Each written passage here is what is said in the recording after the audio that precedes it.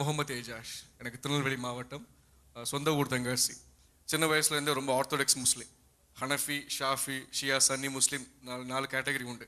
அதில் நான் ஹனஃபி பேக்ரவுண்ட், ரொம்ப ப்ரௌடாக இருப்போம், பெருமையாக இருப்போம் எங்களோட இனத்தை குறித்து. நாங்கள் உருது பேசுகிற ஒரு முஸ்லீம். 5 வயசில் எங்கள் அப்பா இறந்தாங்க. அதுலேருந்து எங்கள் தாத்தா வீட்டில் தான் வாழ்ந்து வந்தோம். எங்கள் தாத்தா கொஞ்சம் பணக்கார ஃபேமிலி இருந்தாலும் அவங்க கூட சேர்ந்து வாழ்ந்து வந்தோம். சின்ன வயசுலேருந்து நான் 12 வயசு இருக்கும் போதே அரபிக் வாசிக்க கற்றுக்கிட்டேன், அரபிக் எழுத கற்றுக்கிட்டேன். குரானை ஒரு 7-8 தடவை வாசித்து முடிச்சிட்டேன். சின்ன வயசுலேயே ஆரம்பிச்சிட்டேன். சின்ன வயசுலேருந்து பக்தி வைராயம் கொள்வேன். அல்லாவை குறித்து, என் மதத்தை குறித்து, என்னோட இறைவனை குறித்து பக்தி வைராயம் கொள்வேன். அல்லா தவிர வேறு யாருமே இல்லைன்னு சொல்வேன். மற்ற எல்லாம் முட்டாள்னு சொல்வேன். கிறிஸ்தவனை கண்டாலே பிடிக்காது எனக்கு. அவங்கள பார்த்தாலே எரிச்சலாக வரும் எனக்கு. என்ன பண்ணுறாங்க சொல்லி வேறு மதத்தில் நான் தாழ்வை நடப்பேன். நான் முஸ்லீமாக இருக்கும்போது என்ன பண்ணுவேன்னா, கரெக்டாக என்னெல்லாம் பண்ணணுமோ எல்லாம் ஃபாலோ பண்ணுவேன். சும்மா ஏனோ தானெலாம் இருக்க மாட்டேன். 5 வேளை தொழுவேன், ஜமாத்துக்கு போவேன், ஹதீஸ் வாசிப்பேன். என்னென்ன காரியங்கள் போட்டிருக்கோ, இப்போ நம்ம கிறிஸ்தவத்தில் பரிசுத்தம் சொல்லுவாங்க. பரிசுத்தமாக எப்படி இருக்குன்னு நீங்கள் நினைப்பீங்க. அதே மாதிரி முஸ்லீமில் ஈமான் சொல்லுவோம். ஈமான் அப்படி இருக்குன்னு சொல்லி ஈமான். அப்போ கேப் வைக்கிறது ஈமான், தாடி வளைக்கிறது ஈமான். அப்புறம் ஆல்கஹால் ஸ்ப்ரெண்ட் யூஸ் பண்ண மாட்டோம். அக்தர் வைப்போம், ரிஸ்ட்டில் வைப்போம் அக்தர். அப்புறம் கரெக்டாக கால வரைக்கும் பேண்ட் போடுறது, குரான் வாசிக்கிறது, எல்லாம் ஈமான் காரியங்கள். எல்லாமே சின்ன வயசுல கற்றுக்கிட்டேன். டீவியேட் ஆகவே இல்லை. உலகத்தின் மேல் நாட்டம் வரவே இல்லை. சின்ன வயசுலேருந்து அல்லா நான் சுற்றிட்டு இருந்தேன். எனக்கு இறைவன் தவிர எதுவுமே இல்லைன்னு சொல்லுவேன் எல்லா டைமே. ஸ்கூல் படிக்கும் போதெல்லாம் இந்த கிறிஸ்தவ பசங்களை கூப்பிட்டு வச்சு வாக்குவாதம் பண்ணுறது, அவன்கிட்ட சும்மா கொச்சையாக பேசுது. இயேசுவை குறித்து கொச்சையாக பேசுது, இயேசுடைய பிறப்பை குறித்து கொச்சையாக பேசுது. எதுவுமே தெரியாது, என்னென்ன பேசுவேன். பைபிள் பற்றி எதுவும் தெரியாது, இயேசுவை குறித்து தெரியாதுனால கொச்சையாக பேசுவேன். திருத்தோத்த தேவனை பற்றி சும்மா கேள்வி கேட்கறது. அவன் சொன்னாலும் அந்த கொஸ்டினுக்கு ஆன்சர் பண்ண, அவன் என்ன சொன்னாலும் கேட்க மாட்டேன். கிறிஸ்தவ பசங்க என்ன சொன்னாலும் கேட்க மாட்டேன். சும்மா வாக்குவாதம் பண்றது, இதே வேலையா பண்ணிட்டு இருந்தேன். கலையில எந்திப்பேன், 3:30 எந்திரிச்சு நான் தொழுது முடிச்சுட்டு, நான் நம்ம 5 மணிக்கு முடிப்போம். பாட்டி முடிச்சுட்டு ஒவ்வொருத்தர் வீட்டில் போய் கவு தட்டுவேன். ஏன் இன்னைக்கு தொழுகை வரலன்னு சொல்லி. ஒருத்தர் வீட்டுக்கு நான் 1 வருஷமா தட்டிட்டு இருந்தேன். அவரும் கவு திறப்பாரு, தினமும் அவர் கவு திறப்பாரு. நானும் தினமும் அவர் சொல்லுவேன், ஏன் வரலமே வாரம் பாரு. இப்படியே 1 வருஷம் போச்சு. இந்த வேலை தான் பார்த்துட்டு இருந்தேன். என்னோட பாஸ்ட சொல்றேன், நான் எப்படி இருந்தேங்கன்னு சொல்ல வரேன். இப்படி இருந்த நேரத்தில் தான் என் குடும்பத்தில் 2004 எங்கள் தாத்தா இறந்த பிறகு இந்த நிறைய கான்ஃப்ளிக்ட் ஆச்சு. குடும்பத்தில் பிரச்சனைகள் வந்ததுனால சரி நான் குடும்பத்தை விட்டு நாங்கள் எல்லாம் அம்மாலாம் தனியாக வாழ்ந்துட்டு இருந்தோம். திருநெல்வேலியில் வாழ்ந்துட்டு இருந்தோம். அப்போ அந்த டைம் ரொம்ப ஈமானா அந்த ஜமாத்துக்கு போவேன், ஹதீஸ் பேசுவேன், முகமது குறிச்சும் குரானை குறிச்சும் ஹதீஸ் பேசுவேன்னு சொல்லி என்னோட பக்தி வேறாயம் காமிச்சிட்டு இருந்தேன். அப்போ நான் என்ன ஆச்சுன்னா, ரொம்ப அல்லாஹ்க்குள்ள போகணும்னு தேடிட்டு என் குடும்ப சூழ்நிலையை பார்க்கும்போது ரொம்ப கஷ்டப்பட ஆரம்பித்தேன். 1 டே மீல் கஷ்டப்பட ஆரம்பித்தேன். அதேமாதிரி சூழ்நிலையில் எனக்கு ஃபேஸ் பண்ண முடியல. ரொம்ப இன்ஃபீரியர் காம்ப்ளெக்ஸ் அதிகமாக இருந்துச்சு. ரொம்ப தாழ்வு மனப்பான்மை, சின்ன பையன், அப்பா இல்லாத பையன் சொல்லி ஒரு ரொம்ப தாழ்வு மனப்பான்மையாக இருக்க கற்றுக்கிட்டேன் அந்த டைமில். அப்போ நான் ரோட்டில் போனால் கூட ஒரு நாய் போனால் நாய்க்கு சைடில் தான் நடந்து போவேன். ரொம்ப பயந்து போய் நம்மளுக்கு அடித்தா கூட கேட்க ஆள் இல்லையான்னு சொல்லி அப்படி தான் போயிட்டு இருந்தேன். அப்போ நான் நினச்சேன், நம்ம எப்படியாவது அல்லாஹ்வை சந்திக்கணும், எப்படியாவது அல்லாஹ்வை பார்க்கணும், இல்லாட்டி அல்லாட்டியும் அது போகணும் முடிவு பண்ணி ஒரு நாளைக்கு 5 வேளை தொழுற இடத்த 30 வேளை தொழ ஆரம்பித்தேன். 30 வேளை தொழ ஆரம்பித்தேன். தொழுதுட்டே இருப்பேன். காலையில் எந்திப்பேன், தொழுவேன், தொழுகை தான் பண்ணிட்டு வேறு எதுவும் பண்ண மாட்டேன். என் வீட்டில் கேட்பாங்க, எல்லாரும் கேட்பாங்க, என்னோட இனத்தார்களே கேட்பாங்க, என்ன நீ பித்து பிடிச்சு அலைஞ்சிட்டு இருக்குன்னு கேட்பாங்க. எனக்கு அவ்வளோ இஷ்டமா இருக்கும் அல்லாஹ் மேல, அவ்வளோ இஷ்டம் இறைவன் மேல. இப்படி இந்த நேரத்தில் 30 நாள் நான் ஒரு நாளைக்கு 30 வேளை தொழ ஆரம்பித்தேன். தொழுதுட்டே நான் போயிட்டு இருக்கும்போது ஒரு 3 நாள் போன பிறகு ஒரு 100 தான் தொழுது முடிச்சிட்டேன். அப்போ நான் யோசித்தேன், என் மனசில் ஒரு வெறுமையாக ஆயிடுச்சு. ஒரு மாதிரி கம்ப்ளீட் ட்ரெயின் ஆகிட்டு, ஒரு மாதிரி பக்தி வேறாயம் கொண்டு திடீர்னு அந்த இடத்துல நான் 3 நாள் நான் தொடர்ந்து தொழுது முடிச்ச பிறகு எனக்குள்ள ஒரு மாதிரி ட்ரெயின்ட் ஆகிட்டு, ஒரு ஸ்பிரிச்சுவாலிட்டி ட்ரெயின்ட் ஆகிட்டு.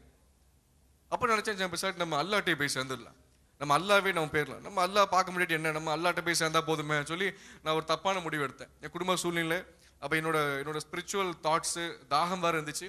அதனால் தப்பான முடிவு எடுத்தேன். 2005 ஜனவரி 2ஆம் தேதி சூசைட் பண்ணலான்னு சொல்லி முடிவு பண்ணி, காலையில் ஒரு சண்டே நான் என் சைக்கிள் எடுத்துகிட்டு சாரத்தை கட்டிட்டு அப்படியே திருநெல்வேலிக்கு அவுட்டரில் நான் ஒரு மரத்தடி கீழே உட்காந்து அழுதுட்டு இருந்தேன். என் வாழ்க்கை முடிய போதே. சின்ன வயசுலேருந்து ஸ்கூல் டீச்சர்ஸை பார்த்துருக்கோம், இன்ஜினியர்ஸை பார்த்துருக்கோம், டாக்டர்ஸை பார்த்துருக்கோம், டிரைவரை பார்க்கோம். இப்படியாவது வாழ்கிறாங்க, இப்படியாவது பிழைக்காங்க, குழந்தை இருக்குது, கல்யாணம் இருக்குது, நான் வாழ்க்கை முடிய போதுன்னு சொல்லி அழுதுகிட்டே இருந்தேன். ஏங்கி அழுதேன். என் வாழ்க்கையை நினச்சி அழுது பார்த்தேன், இவ்வளோதான் என் வாழ்க்கையா, எனக்கு அப்பா இல்லாமல் போயிட்டாங்களே, எனக்கு கவனிக்க, என்னை ஆதரிக்க யாருமே இல்லையான்னு சொல்லி அழுது கிட்டத்தட்ட 4 மணி நேரம் 5 மணி நேரம் அழுதுட்டு இருந்தேன். ஒரு மரத்தடி கீழே உட்காந்து அழுதுட்டு இருந்தேன், என் வாழ்க்கை முடிய போகுன்னு சொல்லி. நான் உட்காந்துட்டு இருந்த இடத்துல, நான் மரத்தில் கீழே நான் உட்காந்துட்டு இருந்தேன். அந்த மரத்தில் யாரோ ஒரு வசனம் ஓட்டியிருக்காங்க, உங்கள் துக்கம் சந்தோஷம் மாறும். ஹல்லேலூயா, ஆமென். அந்த வார்த்தையை பார்த்துட்டு நான் சும்மா பார்த்தேன். நான் இன்னும் இந்த வார்த்தையை பார்த்தேன், திருப்பி நான் கேஷ்ல அழுதுட்டு இருந்தேன். நான் செத்துடணும், எப்படியாவது செத்துடலாம்னு சொல்லி முடிவு பண்ணிட்டு இருந்தேன். அந்த வார்த்தையை நான் ஒரு கிளான்ஸ் தான் பார்த்தேன். வார்த்தை எனக்குள்ள பேச ஆரம்பிக்கும். Son, go home, I need talk to you. நீ வீட்டுக்கு போ, நீ வீட்டுக்கு போ, உன்ட்ட நான் பேசணும், நீ வீட்டுக்கு போ, உன்ட்ட பேசணும்னு சொல்லுது. நானும் உட்காந்து கன்வின்ஸ் பண்ணாமல் அழுதுட்டு இருக்கேன். சரி, நம்ம இறக்க போறோமா, நம்ம என்ன ஐடியா பண்ணலாம் அப்படின்னு யோசிச்சுட்டே இருக்கேன். நீ வீட்டுக்கு போ, நீ வீட்டுக்கு போ, நீ வீட்டுக்கு போன வார்த்தை மறுபடியும் என்ன பேச ஆரம்பிச்சுது. நான் யோசிச்சேன், ஏன்னா நான் பேசுறது எப்படின்னா, நான் சொல்றது நீங்க கெஸ் பண்ணல, இமேஜினேஷன் பண்ணல. நான் இங்க நிக்கிறது மாதிரி நீங்க வந்து கற்பனை பண்ணி பார்க்கல. நான் பேசுறேன், நீங்க காதுல கேட்டிருக்கீங்க. நான் வீட்டுக்கு கிளம்பி வந்து நான் ஒரு மத்தியான நேரத்தில் வந்து சொன்னேன். நான் கண்களை மூடி தூங்க ஆரம்பிச்சிட்டேன். அந்த இயேசுவை பார்த்தேன். ஹல்லேலூயா, ஜீசஸ் இஸ் அலைவ். ஆமென். இயேசு ஜீவிக்கிறார். இதை விட என்ன சந்தோஷம் இருக்கு? ஹல்லேலூயா. நான் கண்களை மூடி நான் கண்ணை மூட தூங்க ஆரம்பிக்க, திடீர்னு ஒருத்தர் என் பக்கத்தில் நிக்காரு. நான் பார்த்துட்டு இருக்கேன். இயேசு இலவன் நிக்காரு. அவர் இயேசுன்னு எனக்குள்ள யாரோ சொல்றாங்க. இதுதான் இயேசுன்னு சொல்றாங்க முதல்ல. என்னையும் அறியாம நான் அந்த உருவத்தை பார்க்க ஆரம்பிச்சு, வெளிச்சத்தை பார்க்க ஆரம்பிக்க, நான் தனி அறையில் படுத்து தூங்கிட்டு இருந்தேன் எப்பவுமே. அப்போ அந்த இடத்துல இயேசு நிற்காங்க. என்னையும் அறியாம பாவத்தை அறிக்கிட ஆரம்பிச்சேன். நான் முஸ்லீமா இருக்கும்போது பாவ அறிக்கை பண்ணணும், நம்ம பாவத்தில் இருக்கோம், இந்த கன்விக்ஷன் பண்றது, கன்ஃபெஷன் பண்ற பழக்கம்லாம் கிடையாது எனக்கு. எங்க வேலையை என்ன பண்ணுமோ அதை பண்ணுவேன். ஈமான் எப்படி இருக்குமோ அதை ஃபாலோ பண்ணுவேன். முகமது நபி என்ன சொல்றதோ அதை ஃபாலோ பண்ணுவேன். ஹதீஸ் எல்லாம் சொல்றோம் அதை ஃபாலோ பண்ணுவேன். அப்போ எனக்கு இந்த பாவ அறிக்கை பற்றி எதுவுமே தெரியாது. ஆனா என்னையே அறியாம ஒரு 1.5 மணி நேரம் என் பாவத்தை அறிக்கை, எனக்குள்ள இச்சை, அசிங்கம், கேவலம், நான் எனக்குள்ள யாருக்கும் தெரியாத இருள் அறை, யாருக்கும் காட்டாத அந்த டார்க் ரூம் ஆஃப் சின், இருள் அறை, யாருக்கும் காட்ட மாட்டேன், எல்லாத்தையும் தொடர்ந்து பேச ஆரம்பிச்சிட்டேன். நான் திருப்பி தூங்கிட்டேன். நான் அறிக்கை 8 படி தூங்கிட்டேன். திருப்பி ஸ்கூல் போனேன். ஸ்கூலில் போய் உட்காந்து காலையில் தொழுதேன். காலையில் 5 மணிக்கு தொழுதுட்டு ஸ்கூலுக்கு போயிட்டு நாங்கள் பசங்கள்லாம் சேர்ந்து கிரவுண்டில் தொழுவோம், திருநெல்வேலியில் நான் படித்த ஸ்கூலில். அப்போ நான் கிரவுண்டில் தொழுது முடிச்ச பிறகு நான் அப்புறம் தான் யோசிச்சு பார்க்கேன், என்ன நடக்குது நம்ம லைஃப்பில். நேற்று வரைக்கும் நான் சூசைட் பண்ணி முடிவு பண்ணேன். ரொம்ப நாளாகவே அது முடிவு எடுத்து நான் சூசைட் பண்ணாமல் போனேன். நைட்டு வந்தால் இயேசுவை பார்க்க, எப்படி இயேசுன்னு, ஏன் நான் இயேசுவை பார்க்கணும்?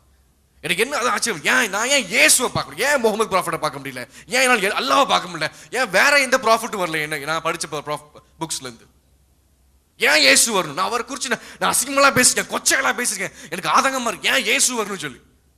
ஆனா வரும்போது என் மனசு சமாதானமா இருந்துச்சு. நான் வீட்டுக்கு போனேன், யோசனையாவே இருந்துச்சு, நான் ஏன் இயேசுவை பார்க்கணும், இயேசு எதுக்கு வந்தார், நான் எனக்கு என் மனசுல ஓடிட்டே இருந்துச்சு. நான் வீட்டுக்கு போனேன், என்னோட தொழுகையை முடிச்சுட்டு, என்னோட மக்ரிப் தொழுகையை முடிச்சுட்டு, அப்புறம் நான் சும்மா டிவி பார்த்துட்டு இருந்தேன். ரேண்டமா சும்மா ஒரு டிவி பார்த்துட்டு இருக்கும்போது ராஜ் டிவியில் டாக்டர் டிஜேஎஸ் தினகரன் ஐயா சொல்றாங்க, லவ் ஆஃப் காட் டாபிக்ல பேசிட்டு இருந்தாங்க. தேவன் மனுஷங்களை நேசிக்கான்னு சொல்லி ஒரு தலைப்புல பேசிட்டு இருந்தாங்க. என் வாழ்க்கையிலே கடவுள் மனுஷங்க நேசிக்காங்கன்னு சொல்லி அப்பதான் கேள்விப்பட்டேன்.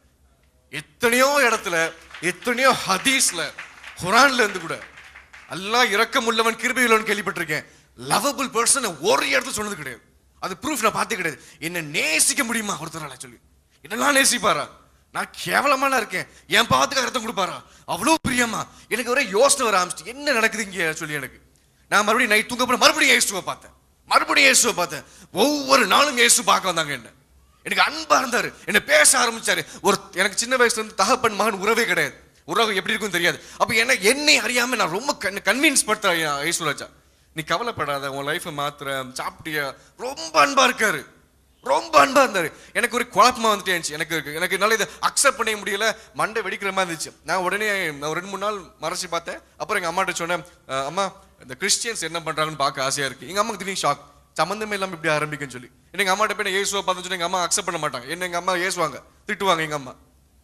அப்ப எங்க அம்மாட்ட சொன்னேன், நான் சர்ச்சுக்கு போய் நான் ஒரு மீட்டிங் நம்பர் போச்சு, அந்த டிவியில் ஒரு நம்பர் போச்சு, ஒரு பப்ளிக் மீட்டிங் யாரும் நடத்துறாங்கன்னு கேள்விப்பட்டேன், பாளையங்கோட்டையில 100ஆண்டு மண்டபத்தில்.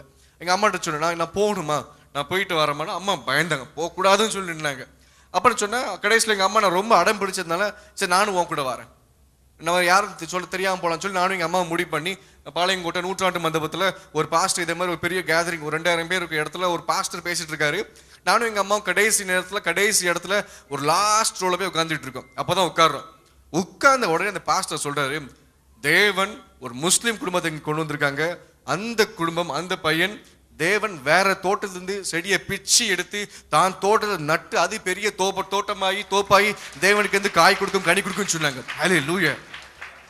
நான் இப்பெல்லாம் கேள்விப்படுது